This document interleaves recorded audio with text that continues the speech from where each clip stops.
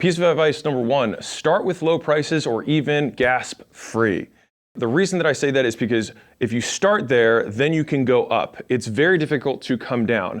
And in the beginning, you want to get flow through the system. And so it's totally fine to start it free and then start bumping up from there. And so I'll give you 3 quick examples and then I'll show you how to do this tactically.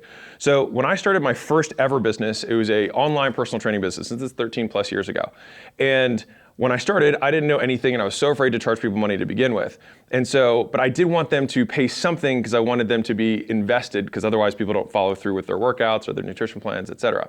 And so I said, hey, just donate to the charity of your choice, whatever charity you want to. In exchange, I will then train you for 12 weeks. And so people would donate, I think it was $500 or $1,000, it was their choice, to a charity of their selection. And by doing that, I actually got my first 13 or so customers just by making posts and DMing people that I knew. And it didn't feel weird because I was like, hey, I'm doing this kind of nonprofit thing. I want to help you out if you want to lose weight and you can feel good about it and it's a write-off. And so we were like, oh, this is pretty cool. But the thing is like, that was the first time I ever did it. And then from there, I said, would you guys be willing to pay me now after we finish this 12 weeks? And a lot of them were like, sure. I was like, yeah, I'm the charity now. And so after I did a good job, they were willing to do that and refer me customers.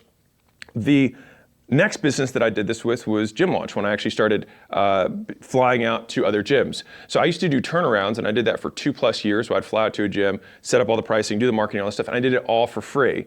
And I did it that way because I didn't know how I could sell those gym owners. And the deal that I made was, I only make money if I make sales and I'll front the cash for the marketing. So like they took 0 risk on and I would do everything, including pay for my hotel, my flights, my food, my rental car, everything. But being able to do that, it allowed me to get way more yeses quickly, test out the system in 30+ markets that I had, which then eventually led me to licensing that system to 5,000+ locations. And that was the company that I sold to APG. The third time that I did this was when I started my software company, Allen. And so when I started the company, I was like, I need to get some case studies. I need some testimonials. I need some stories to show successes, right? And so I think a lot of people in the beginning think this is only a beginner thing. But even if you're a big business owner, when you start out a new product or a new division, starting with free customers just makes a lot of sense. And it's for 4 reasons. One is that free customers become customers who become paying after the period as long as you do a good job. So it makes money in one way. The second way it makes you money is that they'll also refer you customers because if you do a great job, they'll just send you other people and that can be contingent on why you do it for free for them. The third is that they'll leave you testimonials and reviews. So those reviews and those testimonials also you advertise and you can get more customers from them. And then finally, whenever you do stuff for free, I do it in exchange for feedback. I say, hey, tell me what I could do to make this better.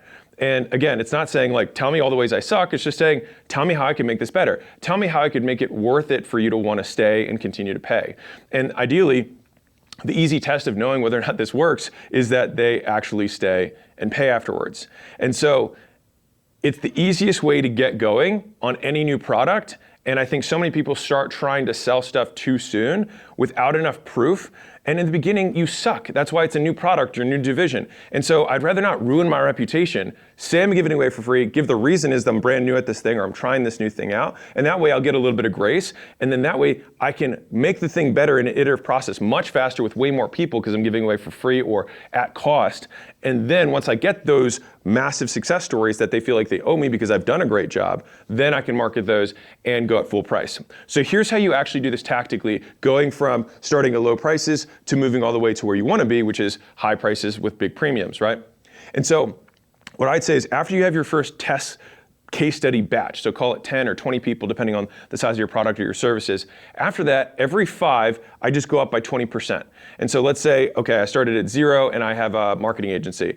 I might say, okay, the next 5 I'm gonna do for $1,000, right? And then from there, I might say, okay, the next 5 I'm gonna do for $1,200. The next 5 I'm gonna do for $1,500. And so you just keep going up by 20% until the conversion rate times the price goes down. So that way you can just calculate the total amount of money made off of X number of sales calls. And by doing that, you'll be able to see, okay, here's the sweet spot where I sell the most amount of units at the highest potential price. So my company Gym Launch that I sold for $46 million, that company, at its peak before I was selling it, we were taking home over $1 million a month in personal income. But that's what a lot of people think happened the whole time, but it wasn't like that. The actual very first business that I started in fitness, I actually gave away my services for free. I actually did it as a nonprofit for charity so that I could get clients in the door and test out whether my stuff actually worked and that I could deliver